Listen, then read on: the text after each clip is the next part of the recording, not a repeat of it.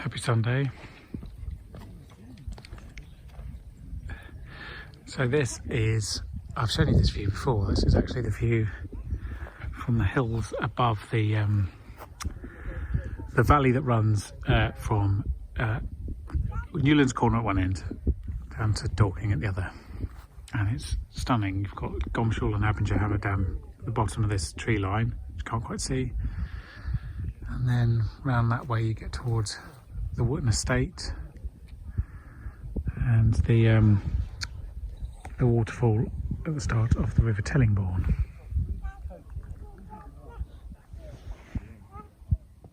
Welcome to another episode of Toby Stupid Vlog. Hi there, happy Monday. It is the 12th of April. Two things that arise from that is, one, yesterday was my birthday, which is why we went for a lovely walk, although perversely, even though it was quite pleasant weather and the sun came out and it was quite nice, it did snow at the end, which is quite confusing, and then it snowed again this morning, although you wouldn't know it to look around. And the second thing is 12th of April means that it's, I think, the third step in the relaxing of the restrictions around lockdown in the United Kingdom. First step was the change of rules around whether you had to be doing exercise or whether it's just recreation. Second step was rule of 6 outside was reinstated, which meant you could meet up to 6 people from various households, or any number of people in 2 households could meet outside. And then today they have reopened shops, pubs, restaurants, gyms, swimming pools, etc. Still waiting for the blossom to come out here. It's a bit late. That's fine. Going to have a lovely end of April, start of May. And yes, the next step, the next bit of the agreement is May the 17th, I believe, which is when they'll review the rules around leaving the country, which is currently forbidden, which is insane. It's insane not because it shouldn't be forbidden, it's insane because, like, we've been absolutely shit at stopping people coming into this country for the last year, and even now we haven't got a very good system. And it's insane because we live in a world where everything is so interconnected. The idea of not being able to travel because of local legislation is so unbelievable as to be, well, I mean, people are struggling, let's say, with the reality of it, and a lot of people don't. It's the one rule that people want to see got rid of.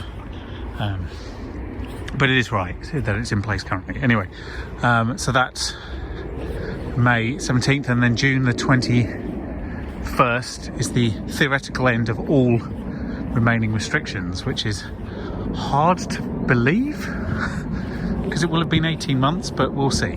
Anyway, they're reviewing them on a week-by-week basis. I've come for a walk because actually the afternoon of April the 12th turns out it's a very nice day. Warm and sunny, and just the morning was a snow shower and a blizzard and freezing. The other thing that's allowed to open today is, which I forgot to mention, is the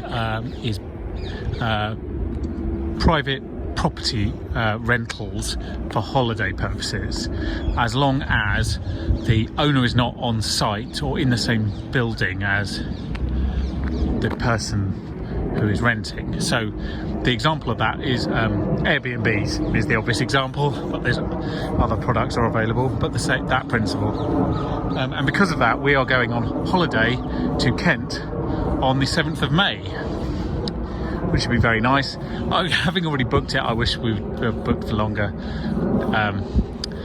I'm still a little torn on that, but just to give you some context, that is the case for every single holiday we ever book to any location. So when this is all over, and it will be all over at some point, I mean, there will be some things that will last for quite some time that won't be over this year. Things like some semblance of mask wearing in various locations, the idea of some semi-regular testing, vaccination updates,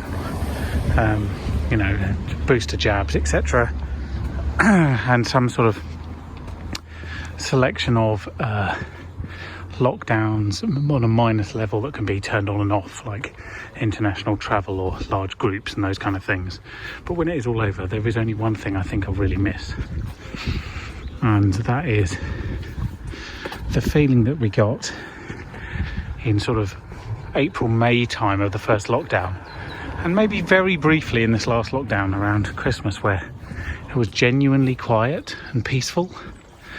Most of this lockdown has not been this. That has not been the case. Roads have been busy and whatnot.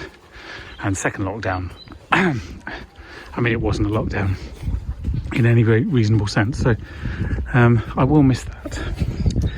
But as things start to reopen, there's going to be, in adults especially, I think, a built-in hesitancy on some things. So I just walked past a pub which opened at midday today. The Garden was open for drinks. It was at legal capacity, so everyone has to have a seat, and they did. Everyone very well behaved, having a good time. The smell of sausages in the air and people drinking beer, and it's beautiful. Like, I really do miss that, but it still makes me a bit nervous when I see it because of that. And you know, we haven't come up with a cure. We don't have a perfect vaccine, and most people aren't vaccinated fully. Well, I think only 14% are at the time of recording. So, you know, I'm definitely feeling a little bit cautious, but I'm also super eager to not have to deal with this bullshit any longer. The travelling part in particular. Also, I miss hugging. There is some science around that, interestingly, which I'm going to read when I get a moment. It's on the BBC News website at the moment.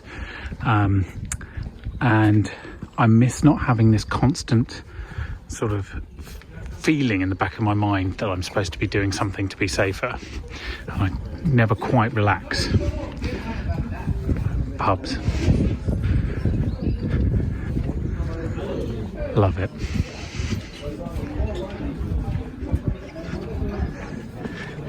Do you know what? As much as anything, it's that sound. It's just the lovely hubbub. I miss some hubbub. Feeling of life. And I do worry a little bit that because we've been deprived of just about a year and a half when this is all said and done, that we've, you know, opportunities have been missed to do things for everybody. Simple things like time with family, more complicated things like travel and broadening horizons, things like maintaining your craft as a professional.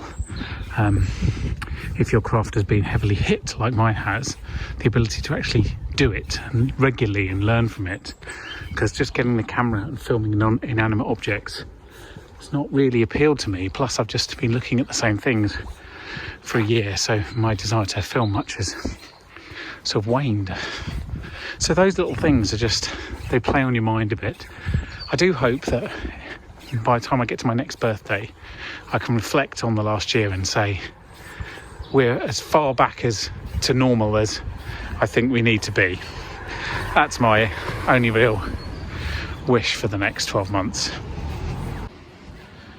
But I'll leave you with one last thought, and that is, I don't think I or most people expected to live through a pandemic in their lifetime, regardless of the fact that scientifically it was very likely, and if you'd spoken to an epidemiologist, I'm sure they would have told you that it was incredibly likely. But for the average person, it wasn't on their radar at all. And I wonder what other things are very likely to happen that I am completely unaware of. Let me know, then I won't be.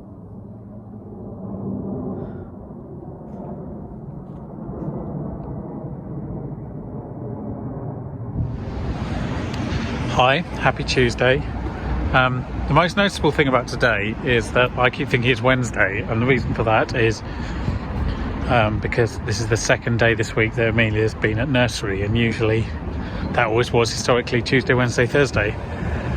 So I get to this point usually, I've done like a day and a half's worth of work, and I think, oh holy crap, we're nearly at the end of Wednesday and I've only done a day and a half's work. But actually, good news, it's Tuesday, hooray. Actually I have a little bit more work now, but hardly back to sort of pre-Christmas levels, but it does help break the days up a bit. I mean, that sounds crazy, and it just helps having a reference point, and it helps having something else for your brain to do, and a point of differentiation between the days. So it has been helpful, but I cannot overstate how amazing it is to have nurseries open all this time. Without them, my sanity would have long gone, and I think my patience would have long disappeared. That's the real issue of dealing with a toddler 7 days a week, weeks on weeks on weeks, is you just run out of patience eventually, because they've got a lot of energy and they don't know boundaries, and that's all you end up doing. So I'm very happy that she's been able to go to nursery all this time. I'm particularly happy she's now 4 days a week. It really allows me to actually do some work rather than just sort of start things but never quite finish them. And all of the teachers and nursery room leaders and all people involved in education at this time, you're doing an amazing job. And I always say that the main purpose of like early years learning is childcare, but that's not to diminish it. That's hugely valuable. That is like the single most valuable thing, I reckon, in terms of allowing a country to operate, allowing an economy to actually work, and allowing parents to get their mind back. And yes, okay, so if you learn some things along the way, that's great too. But honestly, I think it's actually just the socialising and the childcare that is the real value. And the fact that people are trained to do that, do it well on your behalf, is an absolute godsend. If I believed in God, I think they would take the form of a teacher. Hello there, happy Thursday. I'm going for a walk this morning because the weather's turning this afternoon. I devised a thought experiment for myself yesterday, and I think I'm about to share the results. It's not conclusive at this point, but it's an interesting one, and it's one you might want to try, because it kind of shows you where your political ideologies lie, and it might help when it comes to deciding on how to vote for people. So here's the experiment. So you have just been elected as Prime Minister under the current system, and you have a majority, and you have goodwill amongst your own MPs, and you probably have 3 pieces of major legislation that you can get through before you've burnt through some of that goodwill and things have to start being negotiated a bit more. So you can pass 3 pieces of major legislation. What are they, and in what order do you pass them? So I'll leave you with that. If you don't want to hear my answer just yet, then I would skip ahead to this time code here. Okay? You can ponder upon this a bit more yourself. Anyway, so here are my answers in order.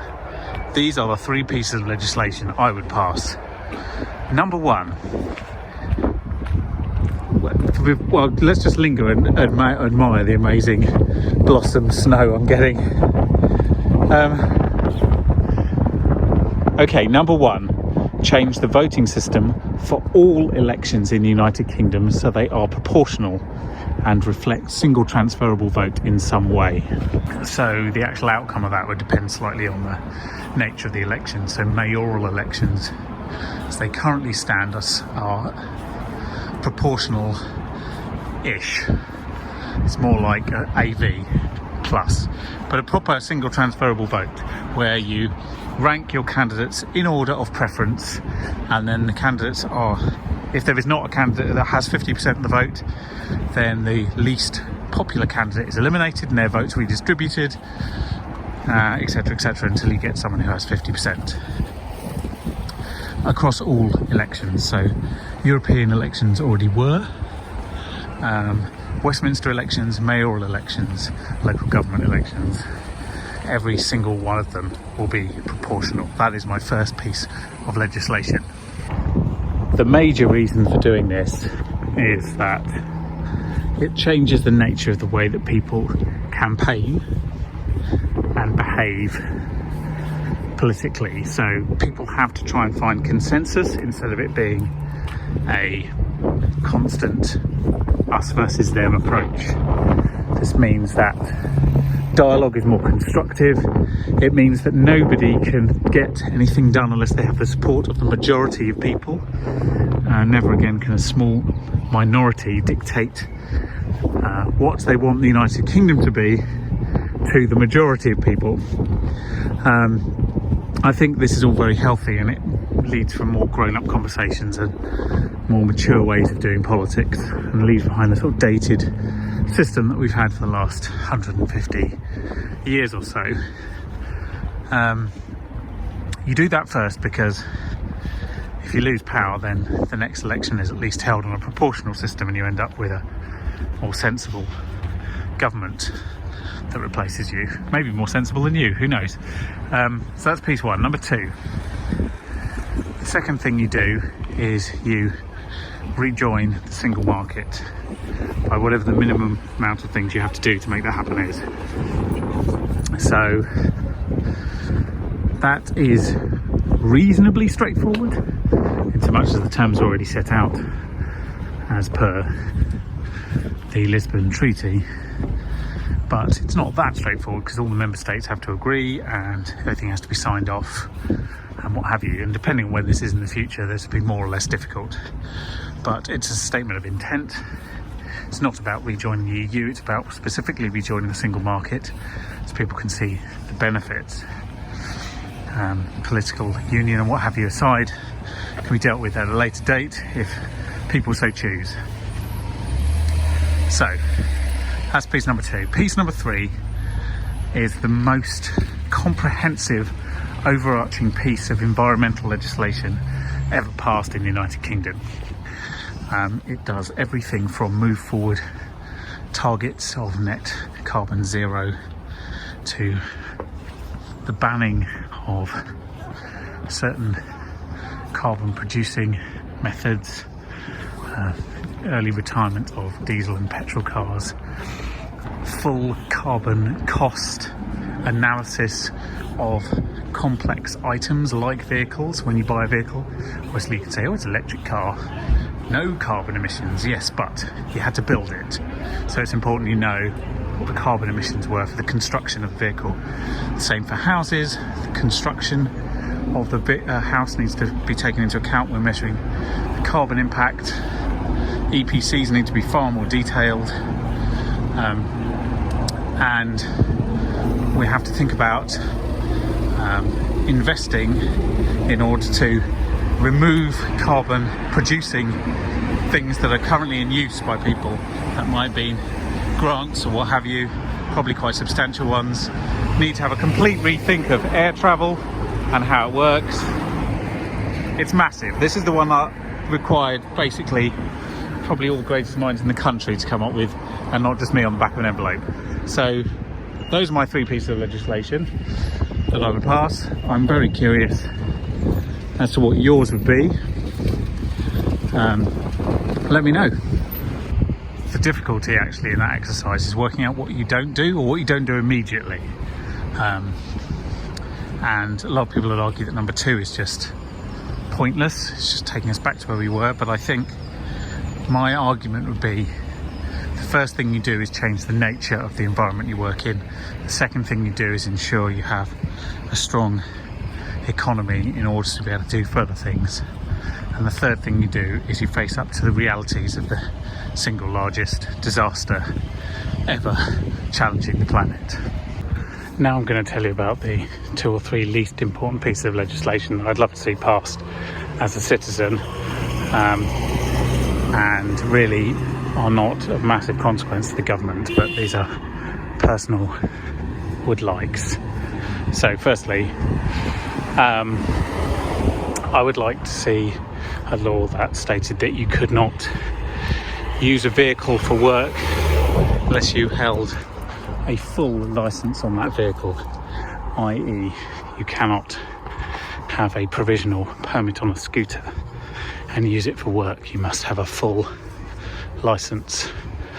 Essentially what we do is remove all of these delivery vehicles that have L plates on, and replace them with delivery vehicles that didn't have L plates on, and that sounds trivial, but it means that all the people riding them would have had to pass a test in order to work, and they would not be learners.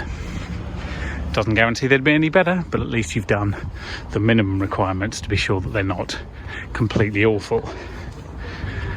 Secondarily, I believe that in order to ride any two-wheeled vehicle on the road, which doesn't have a roof, so that be a scooter, a bicycle, an electric scooter, all of those, wearing a helmet is mandated by law. If you're caught without a helmet, you get 1 fine, and on the second offence you would have your vehicle taken from you and impounded. That's the second one. And the third one is, I believe there should be legislation to allow people to drive electric vehicles like scooters, segways, etc. on the road with certain criteria. Those criteria being, obviously, as I've stated, a helmet, some basic legal proficiency, if they are powered in any way, and lastly, and this is the most controversial one, I would like to see them all registered, not in the same way as a car is registered, which is very expensive, but in the same way that a drone is registered, which is relatively cheap, a token amount, but in order for the vehicle to have its details held on record in the event of an accident. And possibly, if you're going to use the road on a powered vehicle, not a bicycle, on a powered vehicle, so any electric scooters, mopeds, etc., you must require some form of insurance. There we go, those are my least important laws that I'd like to see passed, so get to it, get lobbying your MP. Suffice it to say, I have quite a lot of pieces of legislation that I would like to see, and policies more broadly, you know, everything from proper equal rights provisions, understanding of what the country needs to do as a whole to better treat non-white citizens, things like properly funding the judicial system, an overhaul of several of the laws, decriminalisation of marijuana. There's an endless almost supply of these that I have in my mind, and this is why when political candidates knock on my door and expect to get an easy answer to are you going to vote for me or not, they usually leave a little more sheepishly. But I would advise you to have a similar sort of list of priorities in your mind, because you can compare it to manifestos when they come out and say, actually, they share a lot of my values or they share none of them. And then when they ask whether you won't be voting for them, or you can tell them what you'd like to see. It's a slow drip effect, and it will slowly change the tide of things to come.